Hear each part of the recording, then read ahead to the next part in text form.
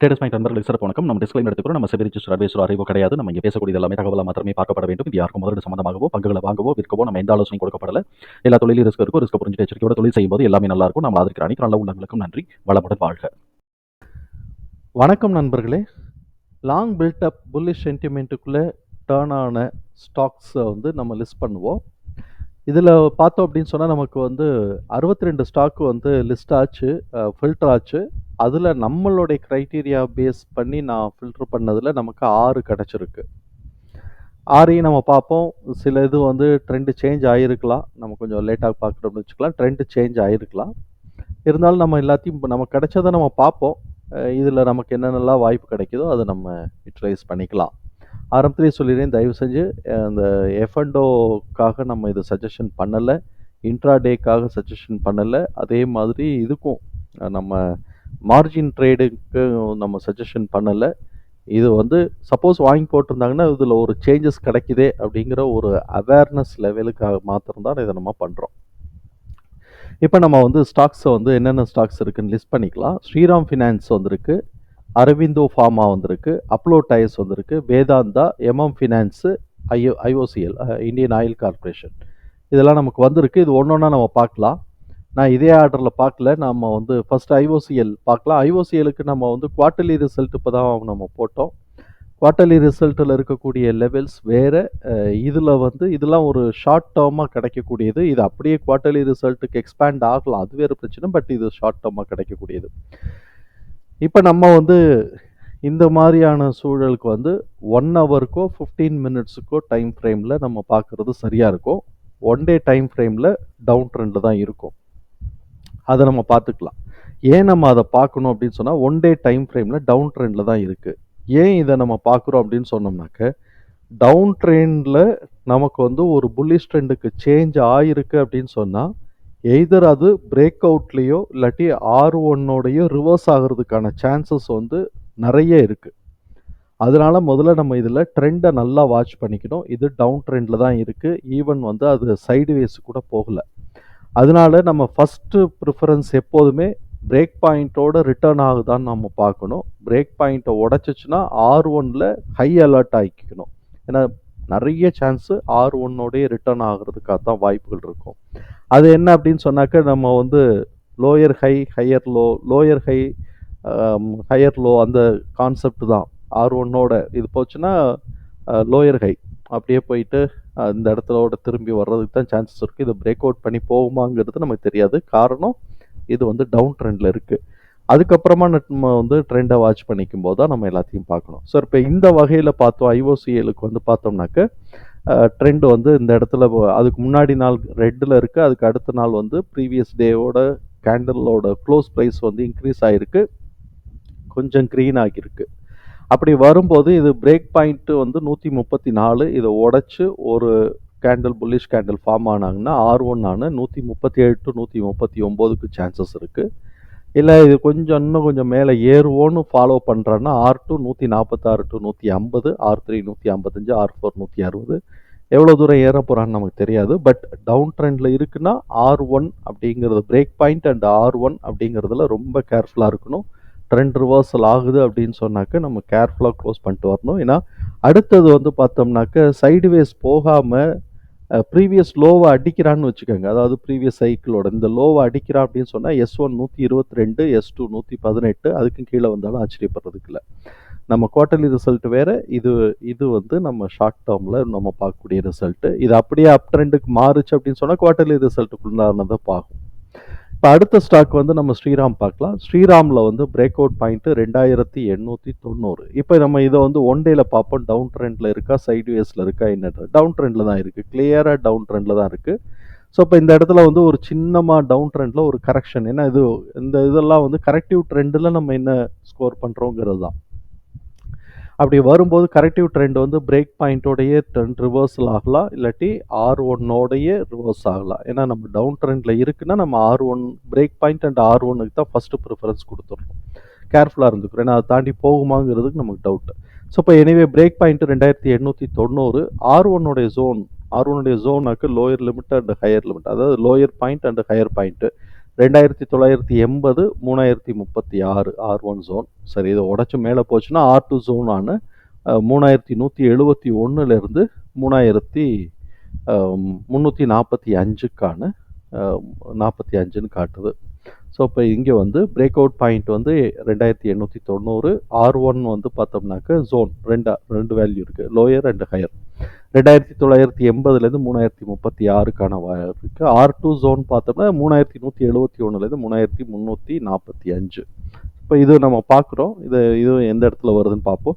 Suppose break பாயிண்டோடைய R1 திரும்பிச்சு, ஏன்னா lower high தானே, R1 திரும்பிச்சு அப்படின்னு சொன்னால் S1 வந்து பார்த்தோம்னா 2581 வரைக்கும் இருக்குது. S2 நான் மார்க் பண்ணலேன்னு நினைக்கிறேன். மார்க் பண்ணலை, S2 மார்க் பண்ணல, S1 தான் மார்க் பண்ணியிருக்கிறேன்.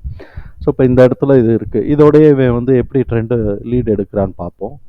மூணாவது ஸ்டாக்கு அப்லோட் டயர் வந்து பார்த்தோம் அப்படின்னு சொன்னாக்க S1 473. இவன் அதுக்கு கீழே இறங்கி S1 அண்ட் S2க்கு நடுவில் மிட் பாயிண்டில் வந்து ட்ரெண்ட் ரிவர்ஸ் ஆகிட்டு S1ல் வந்து புல் பேக் எடுத்துட்டு பிரேக் அவுட்டுக்கு போயிட்டு பிரேக் அவுட்டில் ஒரு புல் பாயிண்ட் எடுத்து திருப்பியும் வந்து பிரேக் அவுட்டை உடச்சிட்டு வரான். ஸோ இப்போ இவன் வந்து என்ன பண்ணலான்னா, இந்த இடத்துல வந்து நம்ம அனாலிசிஸ் வந்து இப்போ நம்ம வந்து பார்த்தோம்னாக்க இப்போ இந்த சைக்கிளை நம்ம எடுத்துக்கலாம், அந்த சைக்கிள் எடுக்கல, இந்த சைக்கிள் எடுத்துக்கோ. இந்த சைக்கிளை உடச்சிட்டான்னாக்கா அப்போ அடுத்து இருக்கக்கூடியது இந்த சைக்கிள் தான். இந்த சைக்கிளுக்கு நமக்கு வேறு எதுவும் ரெஃபரன்ஸ் பாயிண்ட் இல்லை. இந்த இடத்துல நமக்கு ரெஃபரன்ஸ் பாயிண்ட் இல்லை. அதனால நம்ம என்ன பண்ணுறோம், இந்த சைக்கிளே வச்சுட்டு புது ரெஃபரன்ஸ் பாயிண்ட் தான் இது வந்து வைக்க போகுதுன்னு நம்ம வச்சுக்கலாம்.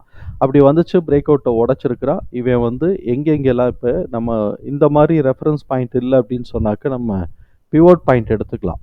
இந்த பிவோட் பாயிண்டில் வந்து பார்த்தோம்னா கேப் வந்து பார்த்தோம்னா இந்த இடம் வரைக்கும் சான்சஸ் இருக்கும், 558. ஏன்னா அந்த கேப் அந்த பிவோட்டை வந்து ஃபில் பண்ணலை. அதனால இப்போ இந்த பிவோட் ஃபில் பண்ணிருச்சு, இந்த பிவோட்டையும் ஃபில் பண்ணிருச்சு, இந்த பிவோட்டையும் ஃபில் பண்ணிருச்சு, இதையும் ஃபில் பண்ணிருச்சு. அப்போ கேப் இங்கே இருக்குது. அடிச்சு பிடிச்சி ஏறினா மேலே போகிறேன்னா இங்கே வரைக்கும் போக வேண்டியது. இல்லாட்டி இவன் வந்து ஒரு புது ட்ரெண்ட் இந்த பாயிண்ட்டுக்கு வந்து ஒரு பாயிண்ட்டை வந்து ஒரு ஸ்லோப் பாயிண்ட் வந்து இதுக்கு செட் பண்ணி வச்சுட்டு அப்படியே கீழே அடித்து இறக்கலாம். அதனால எங்கே எப்படி கொண்டு வரான்னு தெரியல. இதெல்லாம் கொஞ்சம் டவுன் ட்ரெண்டில் இருந்துச்சுனாலாம் ரிஸ்க்கு தான். சரி, இப்போ அப்லோடைஸ் டவுன் ட்ரெண்டில் இருக்கா இல்லாட்டி கரெக்டிவ் ட்ரெண்டில் இருக்கான்னாக்க இவன் வந்து இப்போ டவுன் ட்ரெண்டு தான், அதை வந்து கொஞ்சம் கரெக்டிவ் போயிருக்கிறான். இப்போ இதில் நம்ம பார்த்தோம் அப்படின்னு சொன்னோம்னாக்க இந்த பிவோட் பாயிண்ட் 500ங்கிற பிவோட் பாயிண்ட் வந்து இதில் வந்து நமக்கு வந்து ஒன் டேல 500ங்கிற பிவோட் பாயிண்ட் வந்து நமக்கு இதாகலை, எது ஆயிருக்கு, கவர் ஆயிருக்கு. இருந்தாலும் அந்த இடத்த பாயிண்ட்டுக்கு திருப்பி போய்கிட்டு இருக்கிறான். அதனால இவன் இந்த 500ங்கிற பாயிண்ட்டை நம்ம வந்து ரொம்ப கேர்ஃபுல்லாக பார்க்கணும். சரி, இப்போ பிரேக் பாயிண்ட்டை உடச்சிட்டான், ட்ரெண்டு இதே மாதிரியே மேலே ஏறுச்சு அப்படின்னு சொன்னால் 500 to 503 நமக்கு வந்து ஒரு ரிஸ்க் இருக்குது, ரெசிஸ்டன்ஸ் ரிஸ்க் இருக்குது. 513 529 அடுத்தடுத்த லெவலில் இருக்குது. இதை உடச்சி போனான்னா இந்த பிவோட் பாயிண்ட்டு நமக்கு கேப் ஆகுது. இந்த பிவோட் பாயிண்ட் கேப்னாக்க இங்கே வரைக்கும் 546 to 550 வரைக்குமானது இருக்குது. இல்லை இதோடைய வந்து பொசுக்குன்னு திரும்புகிறான் அப்படின்னு சொன்னால் S2 வந்து 432க்கான வாய்ப்புகள் இருக்குது. இது நான் ஒரு ஸ்டெப்பு தான் S2 சொல்லியிருக்கிறது. அடுத்து நமக்கு VDL பார்க்குறோம். VDL வந்து கொஞ்சம் ரிஸ்கி ஸ்டாக் தான். ஆல்ரெடி VDL என்ன பண்ணிட்டான், பிரேக் பாயிண்ட்டு 448. இவன் என்ன பண்ணிட்டான், பிரேக் பாயிண்ட்டுக்கும் S1க்கு நடுவில் மிட் பாயிண்டில் வந்து டேர்ன் அப் ஆகிட்டு பொசுக்கிட்ட அவன் வந்துட்டு ஃபஸ்ட்டு லெவலே அடிச்சிட்டான். 459 ஃபஸ்ட்டு லெவலே டச் பண்ணிட்டு திருப்பி கரெக்ட் ஆகிட்டு திருப்பி மேலே ஏறுற மாதிரி ஜூவை காட்டிகிட்டு இருக்கிறான். இது ரியலாகவே புல்லிஷ் கேண்டில் ஃபார்ம் ஆச்சு அப்படின்னு சொன்னால் 459 465 476 487 எங்கே வரைக்கும் போகுதுன்னு பார்ப்போம். இதில் இருக்கக்கூடிய எல்லா பிவோட் பாயிண்ட்டுமே கவர் ஆயிடுச்சு. கவர் ஆகிட்டதுனால இனிமேல் இவன் வந்து அப் ட்ரெண்டுன்னு மாறினால் மாத்திரம் தான் நமக்கு வந்து ஸ்கோப் மேலே ஆகும். இல்லாட்டி கீழே வந்து அப்படியே பிரேக் பாயிண்ட்டை உடைக்காம, ஏன்னா ஆல்ரெடி ஃபஸ்ட்டு R1 அடிச்சிட்டான், டச் பண்ணிவிட்டு இப்போ பிரேக் பாயிண்ட்டை உடைக்காமல் பொசுக்குன்னு கீழே இறங்குறான்னா S1க்கு இறங்கிடுவான். S1 419, S2 401க்கான வாய்ப்புகள் இருக்குது. அடுத்தது நம்ம ஆரோ ஃபார்மா பார்க்கலாம். ஆரோ ஃபார்மா வந்து இன்னும் அவன் வந்து இது வந்து இந்த இதுக்கு வந்து பிரேக் பாயிண்ட்டை மேலே ஏறின மாதிரி ஏறிட்டு எகெயின் திருப்பி வந்து ஒரு இது எடுத்திருக்கிறான். ஒரு இதுக்கு வந்து இன்னும் கொஞ்சம் கீழே இறங்கி ஒரு இது பண்ணிகிட்டு இருக்கிறான். சரி, இப்போ இவன் பிரேக் பாயிண்ட்டு 1154. இவன் வந்து இந்த தடவை பிரேக் பாயிண்ட்டோட ஒட்டி மேலே போயிருக்கான்.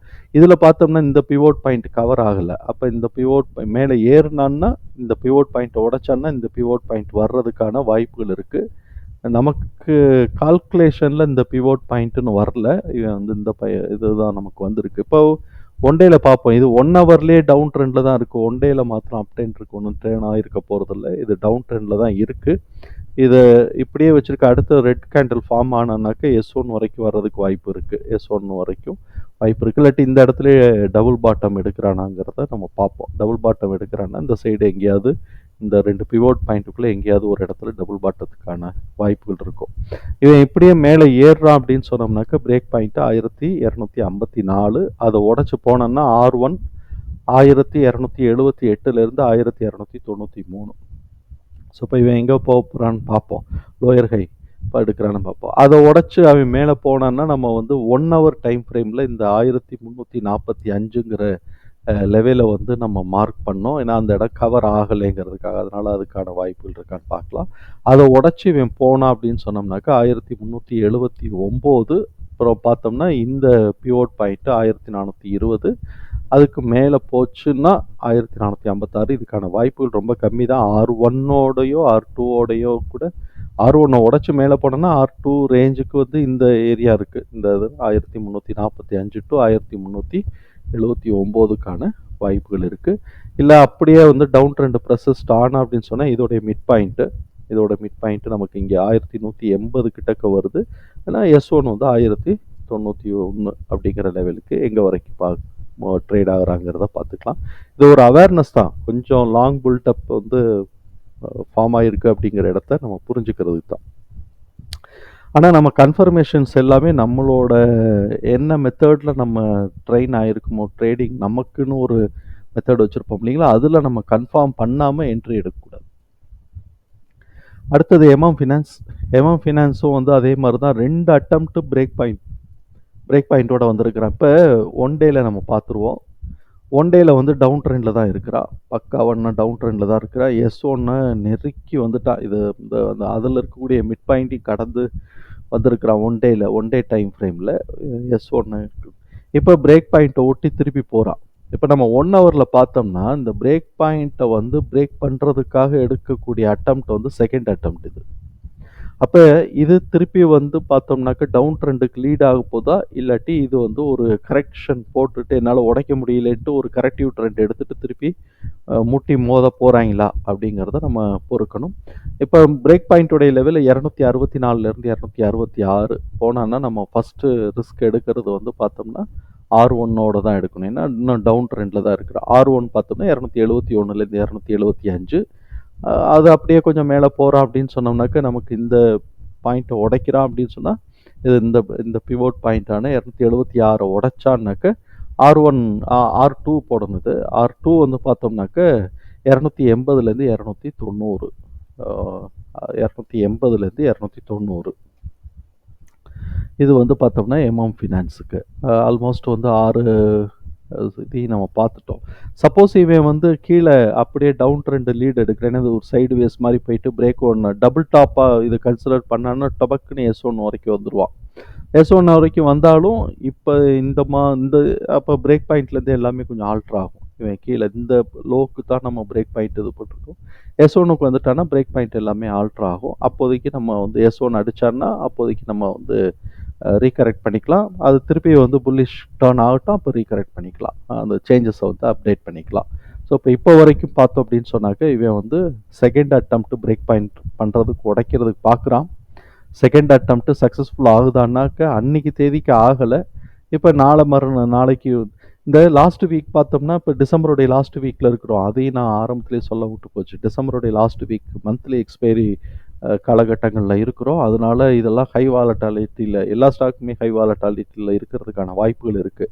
நம்ம என்னதான் மேலே போகும்னு நம்ம நினச்சா கூட அது இப்போதைக்கு இருக்காது. அது ஒருவேளை டிசம்பர் மாதத்துக்கு கூட இது ஒர்க் ஆகலாம். இந்த வீக்கை விட்டுட்டு நெக்ஸ்ட் வீக் கூட ஒர்க் ஆகலாம். இது இப்போதைக்கு இது நாளைக்கோ இந்த வாரத்துக்கோ கணக்கு இல்லை. இது அடுத்த மாதம் வரைக்கும் நமக்கான வாய்ப்புகள் இருக்கும். அதனால இது எங்கே டர்ன் ஆகுது, எங்கே நமக்கு கன்ஃபர்மேஷன் கிடைக்குதோ நம்ம வந்து ஒரு ஷார்ட் டேர்மில் ஒரு ப்ராஃபிட். இப்போ பார்த்தோம்னாக்க 264 உடைக்குது, 66 அந்த ரேஞ்சை உடைக்குதுன்னா 71 75 80 டு 90னா ஒரு 10 ரூபா கிடைக்குதுல்ல.